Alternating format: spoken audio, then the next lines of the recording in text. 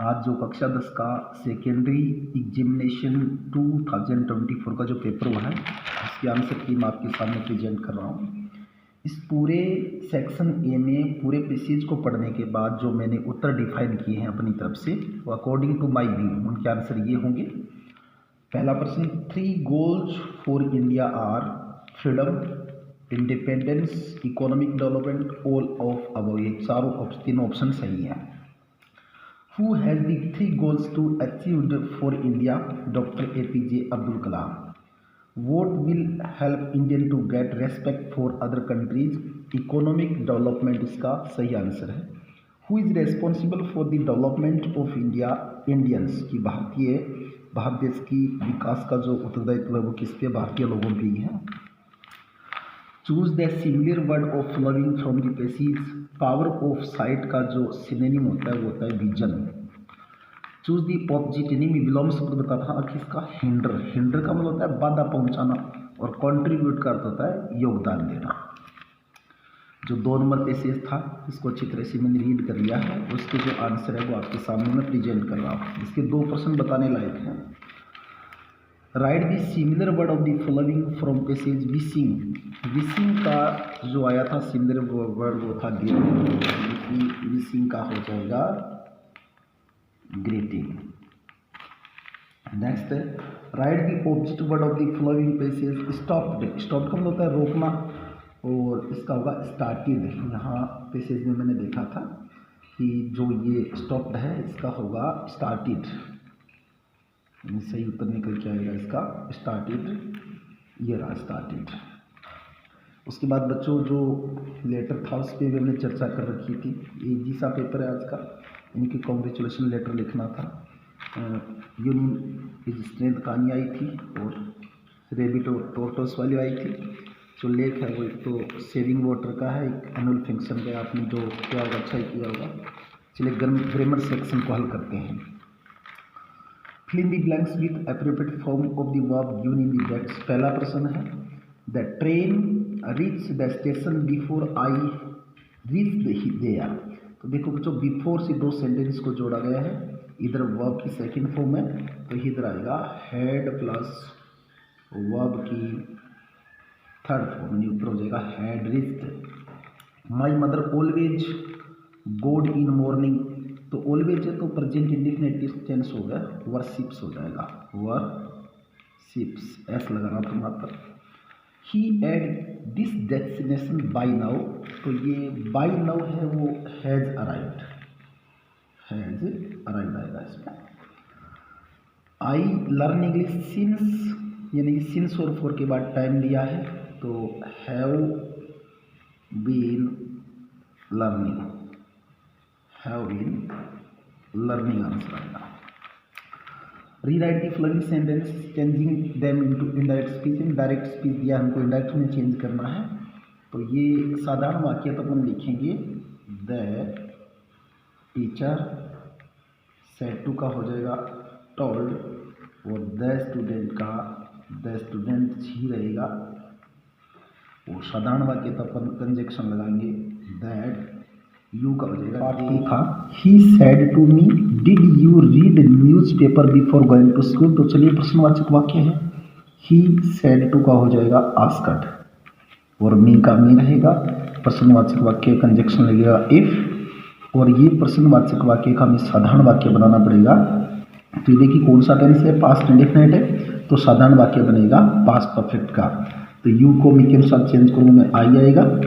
I had read newspaper, I had read newspaper before going to school हो जाएगा। 8 number प्रश्न बच्चों subject verb agreement का था। Fill in the blanks with a verb in agreement with it subject. Harry with his friends, देखो जब 2 noun को in addition to, like, unlike, guided by, controlled by, besides या with as ही से जोड़ा जाता है तो फिर अपन पहली नाउन के अनुसार वर्ब लेते हैं तो वर्ब आएगी हैरी के अनुसार और हैरी के अनुसार आएगी goes. Among all the students, कि सभी विद्यार्थियों के बीच में ही डिफरेंट इन हिज ओपिनियन, तो वो जा जाएगा कि जो ही है वो अपने विचार में भिन्न है। Change the following sentence into passive voice, यानी एक्टिव वॉइस दिया पैसिव बनाना है। वर्ब की फर्स्ट फॉर्म वाला वाक्य था, इंपरेटिव था, तो वाक्य की शुरुआत करेंगे पैसिव में, लेट इट बी डन, इसका सही पैसिव वॉइस होगा डू इट का लेट इट बी डन। ये है my mother gave me a beautiful gift, इसमें डबल ऑब्जेक्ट है, एक तो मी आया, एक ब्यूटीफुल गिफ्ट आया, तो अपन जो इनडायरेक्ट ऑब्जेक्ट है इसे बनाएंगे आई। टेंस चेंज कर लीजिए, पैसिव वॉइस है तो इसमें पास्ट इंडेफिनिट है तो पास्ट कंटिन्यूस की वर्ब लगेगी। I was given a beautiful gift bye my mother, ये इसका आंसर हो जाएगा। यानी कि जो सेकंड सेंटेंस था इसमें वर्ब की सेकंड फॉर्म डाली गई तो पास्ट इंडेफिनाइट है, और एक्टिव वॉइस का वाक्य पास्ट इंडेफिनाइट का हो तो फिर उसमें अपन एच वी लगाते हैं पास्ट कंटिन्यूस की। Frame question of the following sentence, God examines all, इसका हमें पर्सन बनाना था, तो ये present indefinite tense universal truth है, तो गॉड के लिए लगाएंगे डू या डज। डज गॉड, ये एस हटाना है बच्चों, EXAMINE, और फिर करना है ऑल और प्रश्नवाचक चिन्ह। Does God examine all. Add question tag, तो नेगेटिव था तो पॉजिटिव बनेगा, HV डू, तो डू के बाद आप लगाइए स्टूडेंट्स के लिए दे और प्रश्नवाचक चिन्ह आ जाएगा। ये आपका ग्रामर का सेक्शन था जो डिफिकल्ट नहीं था, इजी था। नेक्स्ट प्रश्न पे बात करते हैं। सेक्शन डी में एक पैसेज आया था जिसमें आपको मल्टीपल चॉइस प्रश्न दिए गए, मैंने पूरा रीड किया है, उसके बाद आपको आंसर बता रहा हूँ। After saving money the next problem was to slip out of house. Wally stood looking from doorway. Wally use the hour of mother's nap in exertion, ये जो इसका है सही आंसर होगा। नेक्स्ट हो सकता है कि आपने ये अथवा में आया था पैसेज, ये आपने हल किया हो, तो इसके भी आंसर मैं बता देता हूँ। सॉरी, यहाँ पे एक और बच गया क्या, ये तो वैसे थे ऊपर छांटना था तो इजी आपने कर ही ली होंगी। The pilot could not see where he was because he had no, उसके पास न रेडियो था न कंपास था, both A and C। Where did pilot lose himself in storm. What was seen by the pilot, another aeroplane देखा गया। और ये जो शब्द आया है what was the name of the aeroplane of the pilot, तो उसका नाम था डकोटा।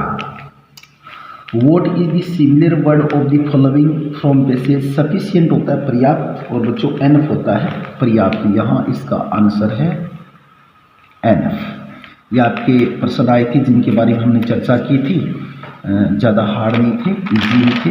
चलिए नेक्स्ट सेक्शन लेते हैं।